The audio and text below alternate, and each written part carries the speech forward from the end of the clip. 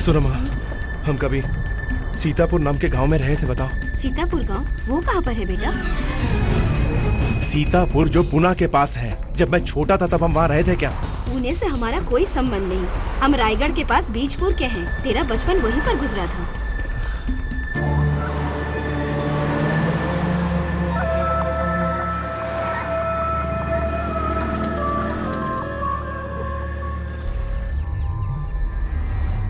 देखो अशोक, उस सीतापुर गांव से तुम्हारा कोई संबंध नहीं है। तुम्हारे घर वालों ने भी बोल दिया, तुम्हारी दादी माँ ने भी बोल दिया। अशोक। अनीता, इस विषय में हम चुप रहे तो बेहतर होगा।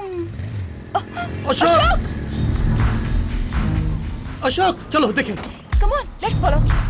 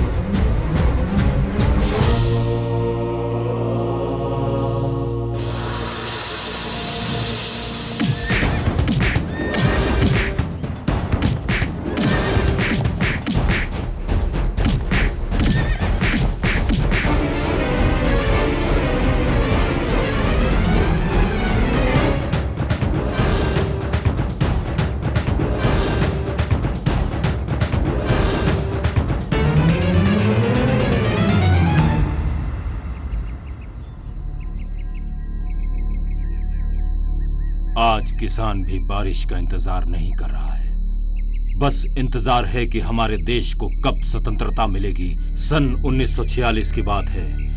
अहिंसा सत्याग्रह को अपना हथियार बना के गांधी जी ब्रिटिश सरकार के खिलाफ जनता को लड़ने का मार्ग दिखा रहे थे। उस समय गली गली में विदेशी कपड़ों का बहिष्कार हो रहा था।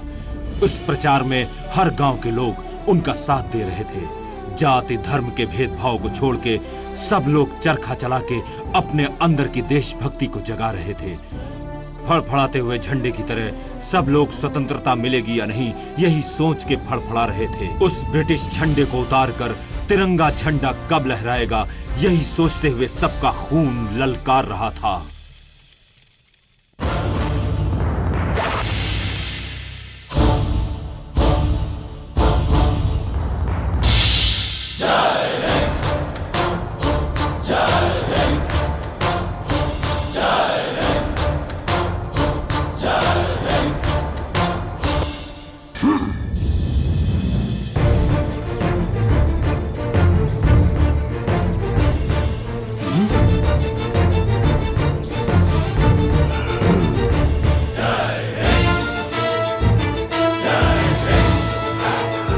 Who is that?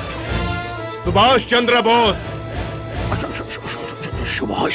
Subhash Chandra Bose, वो तो मर चुका है ना। बोस की मौत नहीं हो सकती। धूप तो सूरज जैसे निकलता है, उसी तरह मुझ जैसे बोस भी आते रहेंगे। वो जब आएगा देखा जाएगा। तो मेरे झंडे को नीचे फेंको पहले, अभी। नीचे फेंकने वाला ये कोई साधारण झंडा नहीं है। इस देश के करोड़ों लोग मिलकर जब भारत का झंडा बस एक बार ऊपर उठाकर लहराएंगे तो हवाओं के इतने तेज होंगे कि तुझ जैसे लोग लंदन में जाके गिरेंगे। तुम्हारी इतनी हिम्मत की हमारे ब्रिटिश एम्पायर को तुम मिलाओगे? साहब हिम्मत कहाँ है जी, ऐसे ही मजाक करता है। बगल के गांव में नाटक देखकर आया और उसने जो बोला यहाँ इसने बोल दिया। हाँ वही नाटक। नाटक? You mean drama? हाँ बिल्कुल। Come on. हाँ छोड़िए सरकार, वो एक फालतू ड्रामा है। बहुत परेशान हो जाएंगे उसे देख के। It's okay, I want to see it. तुम दिखाओ। सुन बे, अगर तुम में कुछ शर्म वर्म मान मर्यादा कुछ भी बाकी है तो हमारे देश को छोड़कर दफा हो जाओ। नहीं तो तुम हमारे यहाँ तो कुत्ते की मौत मरोगे। हमारी औरतें झाड़ू उठा के मारेंगी। हमारे किसान भाई तुम्हें जोत देंगे। हमारे मजदूर लोग अपने हाथों से तुम्हारा सर फोड़ देंगे। और उसके बाद होना क्या है, तुम्हारा सर फट जाएगा। चलो नीचे उतरो। इन गोरे कुत्तों को भगाए बिना हम चैन की सांस नहीं और लेंगे। सुनो, बच गए तो हमारे नवाब लोग अपने हिजड़े तुम्हारे पास भेजकर तुम्हें तड़पा तड़पा के मार देंगे। इतना ही है, कुछ और भी बचा है। मिस्टर कोल्हापुर, ये कैसा ड्रामा है?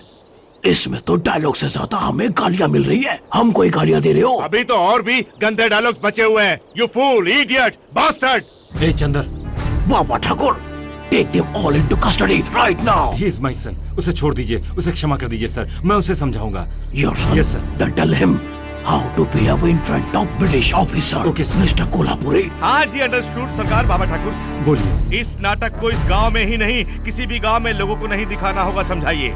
ठीक है जी। अंडरस्टैंड? बिल्कुल। And you bloody fools, get out. हमारे नाटक को असली समझकर भाग गया वो फिरंगी कुत्ता। कमाल कर दिया। मैंने अकेले ही नहीं, सबने अच्छा किया। जय हिंद। जय हिंद। रुको रुको, अरे अरे अरे, क्या कर रही हो? तुम फिरंगियों के घर से आ रहे हो ना, पानी से तुम्हें शुद्ध करती हूँ। स्वर्णमुखी, पानी से क्यों, तुम अपने प्यार से मुझे शुद्ध कर दो। हाँ?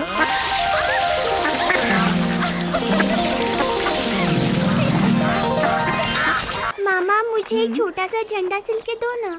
क्यों बेटी? मैं पाठशाला में भारत माता का किरदार कर रही हूँ। ठीक है, मैं सिल दूंगी। तुम जाकर अभी पढ़ाई करो। पूर्ण मास्टर जी, साबरमती आश्रम में हमने जो गांधी जी के साथ फोटो खिंचवाई थी वो पेपर में छपी है। हमको संतोष बस इस फोटो के छपने से नहीं, बल्कि स्वराज हासिल करके लाल किले पर तिरंगा झंडा लहरा के मिलेगा, तभी मेरा जीवन सफल होगा। पिताजी, लाल किले पर तो नहीं, लेकिन रात को ब्रिटिश वालों के महल पे हमारा भारतीय झंडा लहरा रहा था, आपको मालूम है? ब्रिटिश महल पर किसने किया होगा? मैंने। चंदर बेटे, क्यों इतना खतरा मोल लिया? अरे रेडियो, खबरें सुनाओ। अभी अभी महल से खबर आई है, ब्रिटिश वालों के गोरों कुत्तों के रहते हुए भी उनकी आंखों में धूल झोंककर ब्रिटिश झंडे को नीचे उतारकर भारतीय झंडे को लहराया हमारे चंदर ने। वाह वाह, क्या बात है। आगे भी सुनाओ। भारतीयों की ताकत क्या है सबको दिखा दिया चंदर ने। और सुनाओ।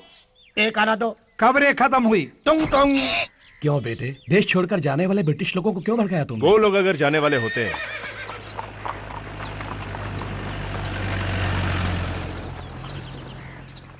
तो क्यों हर गांव में औजार वगैरह भेज रहे हैं वो लोग? चंदर, मास्टर जी की बात तो सुनो। वो लोग हिंसावादी हैं, इसीलिए तो गांधी जी ने अहिंसा का मार्ग अपनाया है। ठीक है, आप लोग अहिंसा से स्वराज लेकर आओ, हमें खुशी मिलेगी, हम सैल्यूट भी करेंगे। लेकिन अब जाते जाते भी वो अगर हम पर जुल्म करेंगे तो हमारी बोझ सेना क्या है, हम उन्हें दिखा देंगे। जय हिंद। जय हिंद। सुनिए मास्टर जी। क्या है रे? गांधी जी से कहिए कि जल्दी स्वराज दिलाए हमको। क्यों भाई? अरे हमारा गधा ये गधे का वजन उठा नहीं पा रहा है। ये किसके कपड़े हैं भाई? ब्रिटिश वालों के कपड़े हैं। ये बदबू वाला कपड़ा को धो के हम मर रहा हूँ तो ये बेचारा उसको उठा के मर रहा है। इस्त्री करते करते मैं मर रही हूँ। खाना हजम नहीं हो रहा इसलिए वो मर रहे हैं। बिल्कुल। भोजन करने से पहले लोग रोज भगवान को याद करते हैं कि रोज हमें खाना मिले, लेकिन मुझे तो अपने बेटे को बचाने के लिए प्रार्थना करनी पड़ती है। क्यों जी? इसे खाना खाने देंगे या आपकी डांट ही खाएगा? तुम चुप करो। सुनो बेटे करीम, तेरे मरने के बाद मैंने तुझे पाला पोसा। मैंने तुझे अपने बेटे की तरह पाला या नहीं, मगर इसने तुझे हमेशा अपना छोटा भाई माना है। तुम ही इसे समझाओ। मैंने इसका नाम इसके दादा के नाम पर चंदर रखा, मगर इसने तो उसे सुभाष चंद्र बोस नाम से बदल लिया। अब उन गोरों की आंखों में खटक रहा है। अब्बाजान, आपने जो नाम उसका रखा वो उसने नहीं हटाया, बल्कि उसके आगे सुभाष और पीछे बोस ला के जोड़ दिया। आप तो प्यार से चंदर ही कह के बुलाइए और हम सुभाष चंद्र बोस बुलाएंगे। नाम बदलने में कोई गलती नहीं, तौर तरीके बदल लिए तो मुसीबत आ जाएगी। झंडे को नीचे फेंक के हमारे झंडे को इसी ने लहराया है, अगर उनको मालूम पड़ जाता तो। ब्रिटिश रूल्स के बारे में तुम क्या जानो? गांधी जी के शिष्य जेल में मर रहे हैं तो बोस के सेनानियों को गोलियों से भूना जाता है। कहीं ये मेरे हाथों से न मारा जाए, यही सोच के डर जाता हूँ मैं। पिताजी, अपने झंडे को हम लहराए तो गलत क्या है? सुनो भैया, पिताजी ऐसे ही हमेशा बोलेंगे, तुम खाना खाओ। खाने को कहो, लेकिन खाने से पहले वो खाना भी हमें उन ब्रिटिश वालों की बदौलत मिल रहा है, ये सोचकर खाए ये तो बेहतर होगा। क्या ये उनकी दया से खा रहे हैं हम? ये धरती हमारी है, ये पेड़ फसल हमारे हैं, ये चावल गेहूं सब्जियां हमारी है। वही लोग हमारे देश को दीमक की तरह चाट रहे हैं। हमारे पास सिर्फ आजादी नहीं है, अनाज बेहिसाब है। अरे करीम, ये ब्रिटिश लोग हमारे मुर्गियों के पीछे पड़ गए, तुम जल्दी आओ।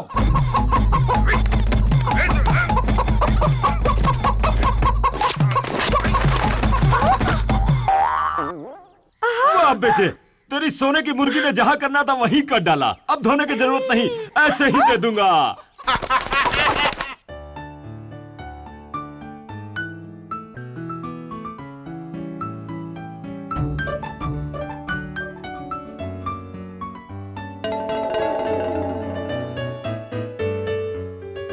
सर।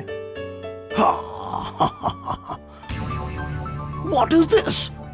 मुर्गी का सिंगल लेग ही है क्यों? Where is the second leg? दूसरा लेग किधर है? वो Where is the second leg? दूसरा लेग कहाँ है? Hey Osman, come here. तुमको पैर कितने हैं? उठा के दिखाओ। ये देखो, एक ये रहा, एक तुम भी। दिखाने की जरूरत नहीं है जी, मेरे भी 2 पैर मिस्टर हैं। बलराम, मेरे भी 2 हैं। अरे सबके जब 2 पैर हैं तो इस मुर्गे का सिंगल लेग क्यों है? क्योंकि वो मुर्गी लंगड़ी होगी, उसकी एक ही टांग होगी। वो लंगड़ी का मतलब? लंगड़ी का मतलब ये होता है कि सिंगल लेग में चलने वाले को मैं फर्स्ट टाइम देख रहा हूँ। जब तक मैं लंच खत्म करता हूँ तुम इसी तरह से राउंड मारते रहो। Shut up and do it now. Good. Sir sir sir sir sir सरकार सरकार सरकार कोल्हापुर इसको देखो। ये सब छोड़िए, महात्मा गांधी जी आ रहे हैं। गांधी?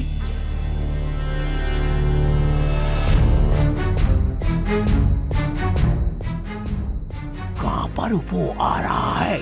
नागपुर के पास बड़ी सभा बुलाई है। लाखों लोग भारतीय झंडा पकड़े उस सभा में हिस्सा लेने पहुंच रहे हैं। कलर पेपर्स भी छापे हैं। हर एक गांव से उमड़कर लोग वहां पहुंच रहे हैं सरकार।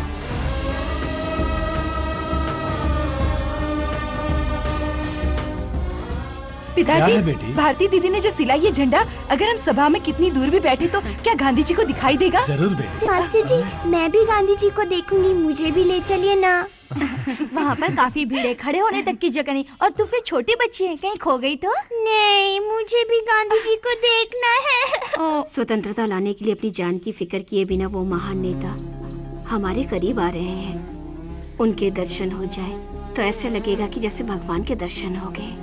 मास्टर जी, इसे गांधी जी के गले में पहना दीजिएगा। ये खुशी की बात है बेटी।